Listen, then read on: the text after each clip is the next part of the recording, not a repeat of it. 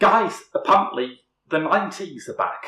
Yes, watching Captain Marvel, I finally had the chance to experience what people older than me have been talking about in hushed tones for so long.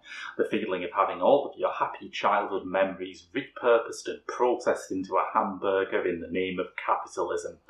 Just a quick note for younger viewers, yes, this is how we used to talk in the 90s before we realised that corporations are our friends and we should identify as fans of them. But it's not just Captain Marvel. Watching David Robert Mitchell's follow-up to It Follows, Under the Silver Lake, I started to find its mashup of paranoid and urbanist themes strangely familiar. It felt distinctly 90s, so yes, this is a wave now. But what do the 90s mean? How should we remember them? And what do we want from nostalgia anyway?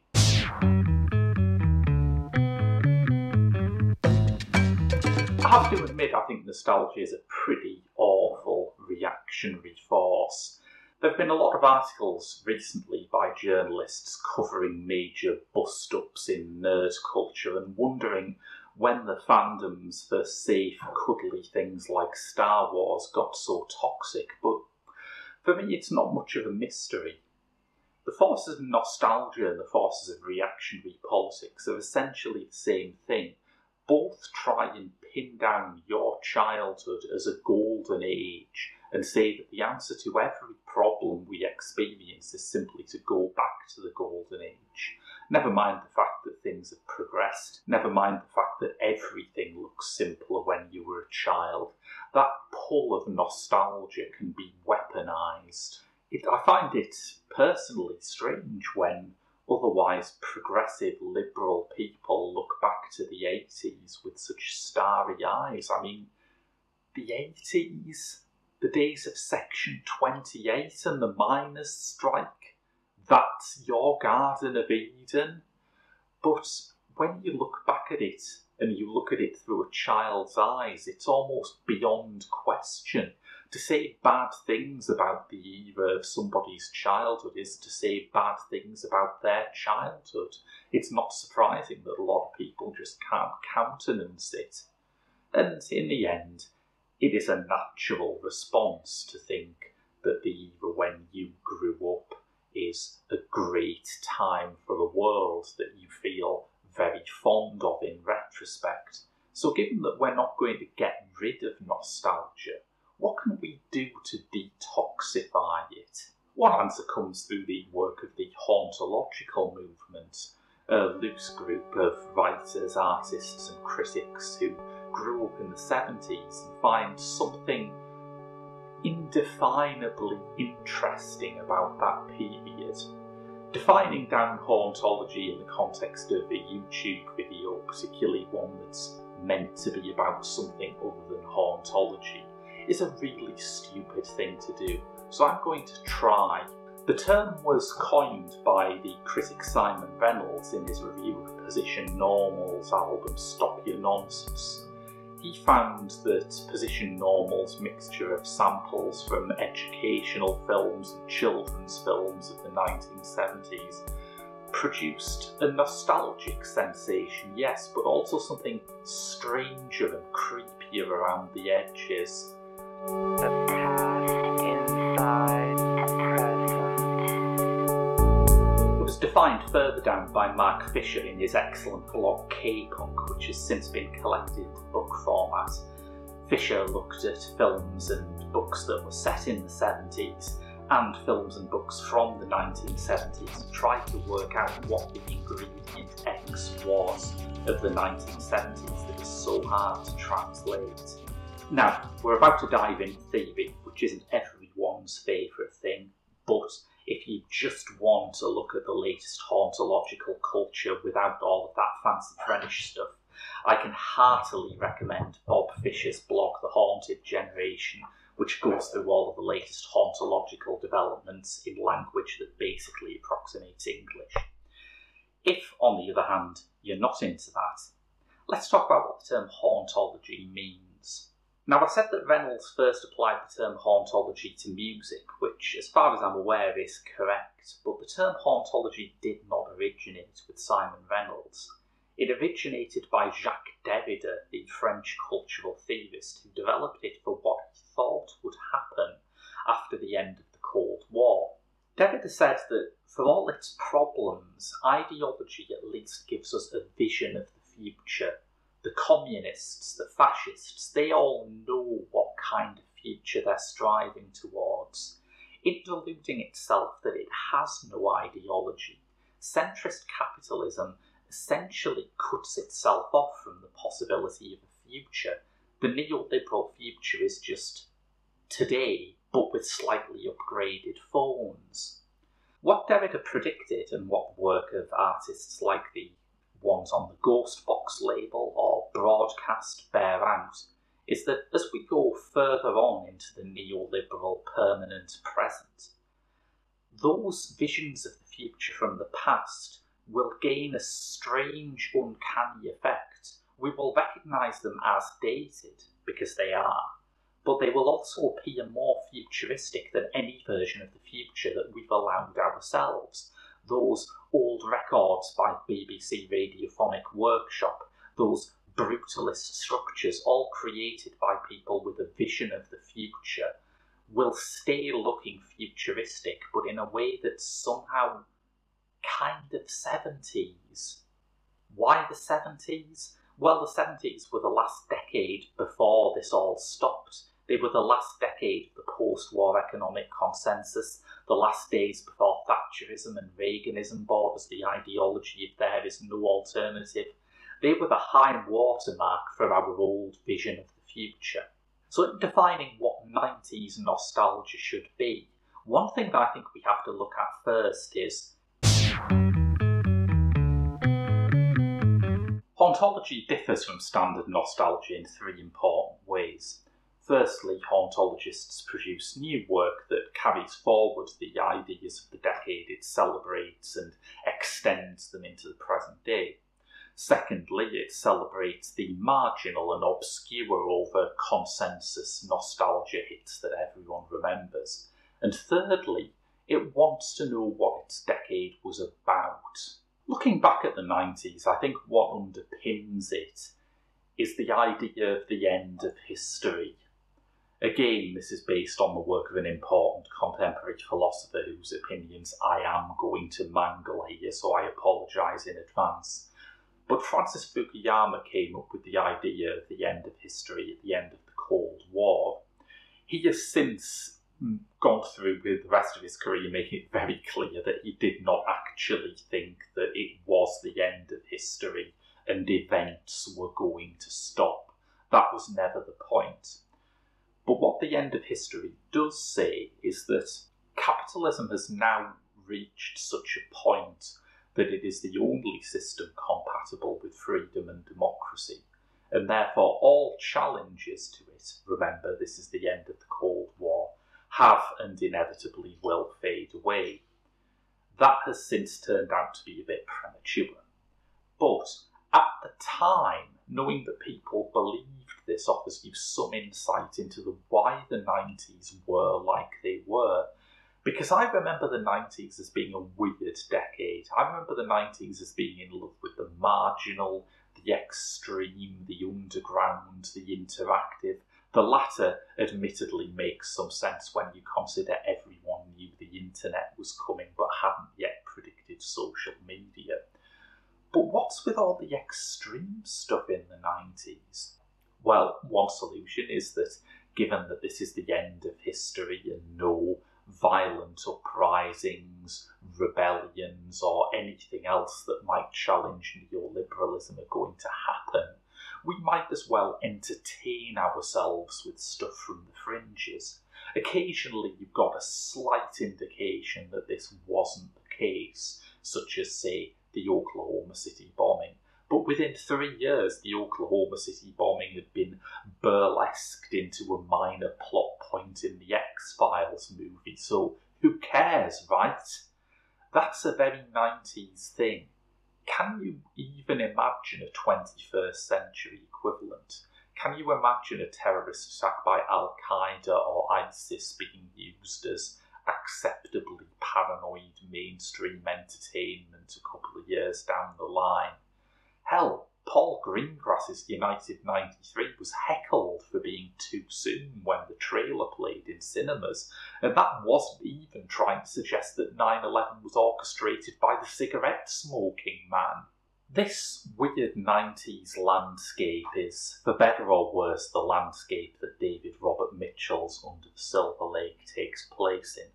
Despite there being an actual textual mention that it is set in 2011, its concerns are peerlessly weird 90s. When secret documents are found, they're not found on the internet, they're found in zines. When backwards messages are heard upon records, they're not heard by reversing a sound file. You could argue that all of this retro business is a fair encapsulation of the retro-crazed, vintage-themed world we live in now, but I'm not inclined to give it that kind of slack, not least because once you cut past the style of Under the Silver Lake, the ideas are pretty shop-worn as well. It's essentially Thomas Pynchon's The Crying of Lot 49 updated for the But I'm a Nice Guy age. As it went on, I started to think that if Under the Silver Lake was actually set in the 1990s, I might have enjoyed it more. That scene with the backwards messages, for example, that was a real moral panic that started off in the 1980s. And watching it nowadays, it just looks dated. If the film had been set in the 90s, you might have been able to make the implicit point that this is where Illuminati conspiracy theories or QAnon or anything else that tries this granular analysis of media in order to find a conspiracy hiding underneath it. This is where it all began. But it doesn't say that because it's not set far back enough in the past.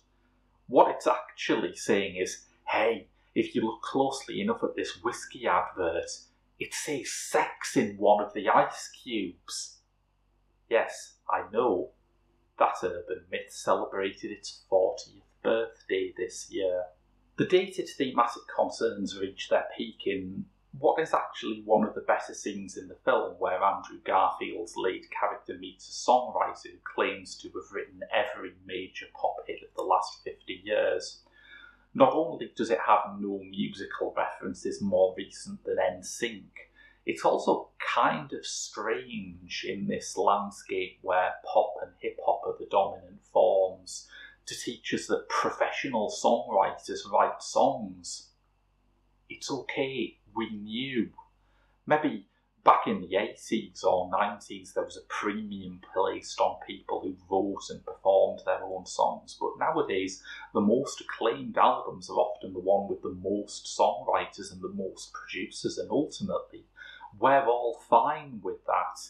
It's not just that the actual songs played are outdated, it's that it thinks that telling us that the Backstreet Boys are a manufactured band is some sort of satirical haymaker that makes a film feel so out of time. Nowadays we know this. We think that corporations are our friends. Even people who complain about Disney's near-monopolistic dominance of the film market still went to see Avengers Endgame. Yes, that does bring us to Captain Marvel. For a while, I was kind of annoyed that Captain Marvel seemed to be getting the 90s wrong. And before we start, I should say, I quite liked the film. I think Brie Larson is a good, underplayed lead. I think her rapport with the other actors, particularly Samuel L. Jackson, is pretty terrific. And the film, in general, has the strengths and weaknesses of a normal Marvel movie. It has a great cast who are allowed to do their own thing, but Marvel's policy of hiring indie directors and letting second unit and effects teams take all of the complex CGI stuff means that by the time the action starts, you're essentially watching a compilation of things you've seen before in the first Avengers film and Guardians of the Galaxy. And, 3.5 out of 5, that's basically alright. I like Marvel films. I liked this Marvel film. I was also kind of disappointed that Captain Marvel didn't feel paranoid, considering that paranoia is the emotion I associate most with the 90s. It gestures towards contemporary conspiracy theories. There are subtle references to the once inexplicably popular idea that the then new stealth bomber was built using back-engineered alien technology. And there is that ultimate symbol of 90s paranoia, an alien autopsy. But it doesn't really get at the kind of broiling unease I felt when I used to pick up legitimate, respectable newspapers and find that one of their cover stories involved a black and white still of something that was supposed to be a dismembered alien corpse. If you want to know why the 90s were weird, that's why the 90s were weird. There's also the matter of the Skrulls, the movie's villains. The Skrulls are shapeshifters, and that's a very good villain for a paranoid science fiction movie, as any of the many people who've made a version of Invasion of the Body Snatchers will tell you. That was until I realised what the movie was actually going for with the Skrulls. Now, I've complained in the past about Marvel's standard "the mentor turns out to be the villain" trope. So I'm as surprised as anyone else when I say the revelation of which side the goodies are on and which side the baddies are on in this film genuinely took me by surprise. I think it's for several reasons, some of which have nothing to do with nostalgia. It is just a better structured film in a lot of ways. To take a Marvel movie that I think is top of the range but still gets this wrong. Captain America the Winter Soldier tries to hide the fact that Alexander Pierce is a villain, but it forgets to actually give him a plausible other role in the script. Think about Captain America the Winter Soldier and think, if Pierce wasn't the villain, what would his purpose in the story be? To replace Nick Fury? Well, he gets that done in Act 1, so what's left? The only other thing he's positioned to do is turn out to be a bad guy, which he duly does. Captain Marvel sets up the Kree with something to actually do in the story before they're revealed to be villains. They, we assume, are the hero's people. They're going to save her from a difficult situation at the end and help her sort out the Skrulls. So when that doesn't happen, and the good space cops turn out to actually be bad space fascists, it's a real shock. I know that the Kree have been villains in a Marvel film before, but the Kree in Guardians of the Galaxy were deliberately positioned as Kree extremists. The other Kree may not agree with them. #NotAllKree. But the other thing that makes this a shock is what the Skrulls look like. Now, I don't really have a superhero comics background. If you want an analysis of the Skrulls that takes into account what they represented in the comics, where they originated from, what was changed for screen, NerdSync's video on this is extremely good. What I knew going in about the Skrulls was their name sounds a bit like skulls, so they are bad. I remembered that when the first Avengers movie came out, everyone was speculating that the Skrulls would be the villains in that, before we realised it was the Chitauri. So yes, we expect them to be bad. Also, their appearances are greatest hits of otherness. They have pointy ears, big domed heads, green skin, everything that science fiction character designs normally use to tell us these people are not like us is used in the Skrull design. So when they turn out to actually just be seeking a place of refuge, it's fascinating because it goes against everything we were subliminally programmed into thinking about them. And that might lead us to think, why did we think this in the first place? I've made a video before about how horror movies are always either Mary Shelley horror movies, where the monster is a sympathetic creature that we must understand, or Bram Stoker horror movies, where the monster is a villain who needs to be vanquished. Science fiction movies often go through a similar kind of pendulum swing, and the 90s were very much a they are evil monsters time, which is why having this twist in the middle of the very 90s coded Captain Marvel feels like it's gone beyond nostalgia for the 90s and started to be a correction for the 90s.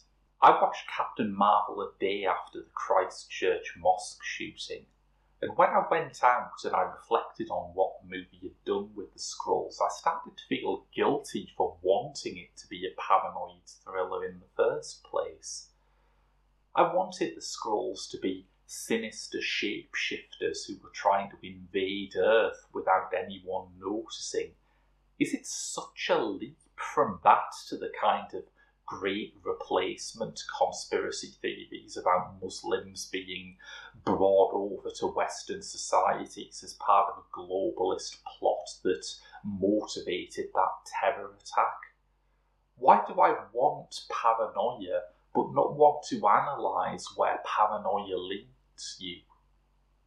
So I think we've reached the least 90s conclusion possible here. The little personal work of art made on a low budget by someone who passionately believed in their story is just idly repeating old tropes without thinking too deeply. Whereas the big franchise juggernaut that made $1 billion actually turns out to be asking surprisingly difficult questions about how we relate to the past and problematic tropes from a previous era of entertainment.